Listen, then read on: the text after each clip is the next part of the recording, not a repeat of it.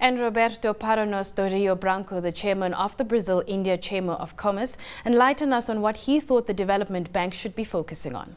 I think this, of course, is easier for a bank to approve any loan, because those big companies usually they have the guarantees. A bank doesn't; they don't work without guarantees. So one of the challenges that we have in countries like ours, the BRICS emerging countries, you have a lot of still small, medium-sized companies, some poor companies, and also important to stimulate the entrepreneurs to start new business. Of course, if you are investing in a private port, the suppliers for putting this port brings together small and medium-sized companies. But I think you should have this bank also be worried about how to really help those companies in our countries to be involved in this big development, not only pushing through big companies that perhaps the small ones will come.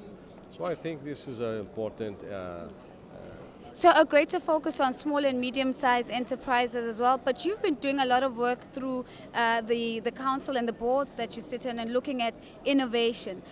Let's talk about that. How do you finance innovation? How should the bank think about financing innovation?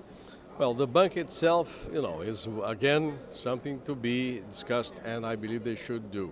In the world today, everybody says that any country to be competitive has to have innovation. And Brazil is really fighting for that. You don't have innovation without entrepreneur. I have an idea, if you don't make it happen, nothing, even a patent, if I make an invention important, you have to have money to put this ahead and make money with that. So I think this also will be interesting if the bank has, and then behind that you have, in the world you have those called angels, investors that like your idea, and so they can really make this happen, So the startups. There are countries like even Chile, they are giving $40,000 for a young guy with a bright idea to go to Chile and make a startup in Chile. In some other countries they are doing that. So I think all these ideas should put together and see how we work in this innovation, in making entrepreneurs. Of course, this behind you have a culture. You have to have the students, the young people thinking, doing business. You have to really make these people be entrepreneurs. Some countries already, like US, have this culture. Yeah. But we have to bring in our BRICS countries more of these ideas. I believe perhaps China has a lot. Brazil is improving. India also has a lot, but could be improved. So I think the bank should be having some also special treatment for this kind of action. Do you think the countries are doing enough to share some of their lessons about entrepreneurship and about fostering innovation even amongst themselves? I believe, first of all, a country has to will to go after.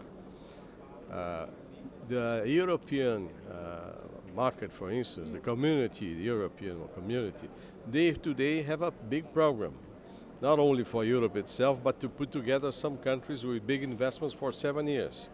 Some other countries are doing the same. So I think it's a question of putting university, again, schools, with the business people together, and then you have to have this arm of the finance arm to really make things happen.